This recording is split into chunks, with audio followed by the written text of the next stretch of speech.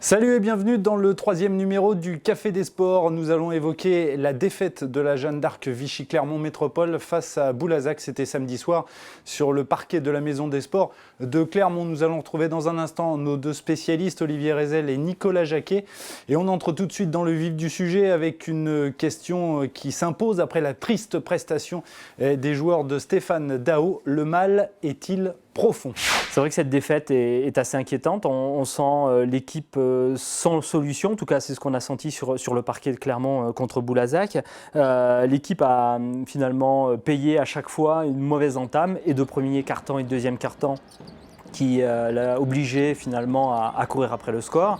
Ensuite, on peut noter beaucoup trop de duels perdus. La meilleure illustration, c'est au niveau des rebonds dans la raquette de la JAVCM, où près de la moitié de ces rebonds, donc des rebonds offensifs, ont été pris par Boulazac. Donc ça fait beaucoup trop. Et puis, en dernier lieu aussi, une adresse extérieure qui, jusque-là, avait été plutôt pas mauvaise. C'était un petit peu l'arbre qui cachait la forêt du côté, dans le jeu de Vichy Clermont. Là, cette fois, ça a été catastrophique. Il a fallu attendre le dernier quart-temps. Je crois que c'est la 31e minute pour voir la Banca mettre le premier panier primé. Donc voilà, tout ça, ce sont des éléments qui n'incitent pas à l'optimisme. Le bilan de ce match est très simple, 18% de réussite à 3 points, 28% de réussite à 2 points. On ne peut pas gagner un match avec aussi peu de tirs réussis. Et dans un second temps, 13 passes décisives sur le match alors que Boulazac en réussit 23.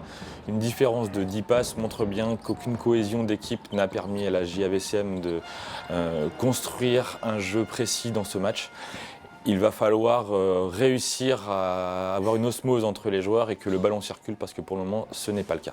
Et n'hésitez pas si vous souhaitez réagir aux propos de nos spécialistes.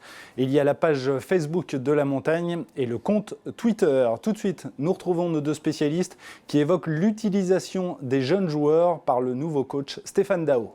Au niveau des jeunes, il sera difficile de parler d'Étienne Horry, parce qu'on ne l'a pas vraiment vu. Alors c'est vrai que c'est peut-être pas évident de lancer un jeune joueur comme ça dans ce contexte difficile.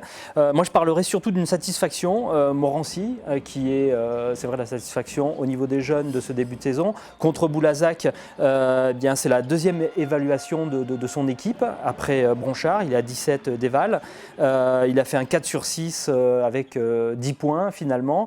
Et également, c'est le meilleur rebondeur de son équipe. C'est un joueur qui est complet et finalement ça a été un des plus combatifs au niveau de la JAVCM. Dans l'implication des jeunes joueurs, j'aimerais souligner le cas d'Anthony Labanca. Pour moi, c'est quelqu'un qui est très adroit à 3 points et je ne comprends pas pourquoi il n'a pas été du tout utilisé de la première mi-temps dans le marasme des réussites au shoot de l'équipe. Il n'a joué qu'1 minute 45 dans le 3e quart-temps. Après, il a été un petit peu plus présent en fin de match. Mais concrètement, il n'a eu qu'un seul tir pour lui, tir qu'il a réussi. Et quand il a rentré son tir primé, l'équipe affichait à ce moment-là une statistique de 0 sur 13 à 3 points. Je préférerais que ce joueur puisse avoir des systèmes un petit peu conçus pour lui et qu'il soit de temps en temps esselé pour pouvoir prendre des shoots et permettre d'étirer les défenses. Et surtout, rentrer des tirs à 3 points, chose que la JAVCM peine à faire depuis le début de saison. Et là encore, n'hésitez pas, il y a la page Facebook La Montagne ou le compte Twitter pour réagir aux propos de nos deux spécialistes que nous retrouvons une troisième et dernière fois avec une question que se posent bon nombre de supporters de la Jeanne d'Arc Vichy Clermont Métropole. Stéphane Daho, le nouveau coach, peut-il faire des miracles? On l'a dit lors d'un précédent Café des Sports, Stéphane Daho doit faire avec des joueurs qu'il n'a pas choisis et appliquer sa propre philosophie un petit peu plus offensive que celle de Fabien Romeyer. Donc c'est pas évident.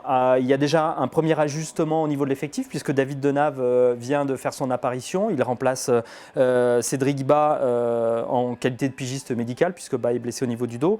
Donc il va peut-être apporter une alternance au niveau des postes 1 et 2 qui pourrait être intéressante. Sinon après, au niveau de l'effectif, c'est vrai que Moukoubou a encore déçu. Il n'a que moins de 9 minutes de jeu et un seul shoot en plus qu'il a raté. Et puis on le revoit à nouveau, un déficit au niveau du poste 5 puisqu'on peut noter simplement 7 rebonds avec les 2 rebondeurs, les 2 postes 5 que l'on a, le sort et Cole. C'est trop peu et en plus le sort n'est pas du tout rentré dans dans ce dernier quart-temps, preuve qu'il n'a pas vraiment trouvé grâce au niveau de sa prestation aux yeux de Stéphane Daho. Pour Stéphane Daho, la tâche s'annonce très compliquée. Il a un effectif qu'il n'a pas choisi, il n'a pas préparé la saison avec ses joueurs. Et on constate quand même sur les derniers matchs que certains n'ont pas le niveau pour jouer en Pro B. Il va maintenant vraiment falloir prendre le taureau par les cornes, peut-être couper certains joueurs pour récupérer un effectif plus conséquent et surtout plus complet. Au poste 1, au poste de meneur, on a très peu de rotation. Et le problème est au poste 5 où on a vraiment un gros déficit de taille.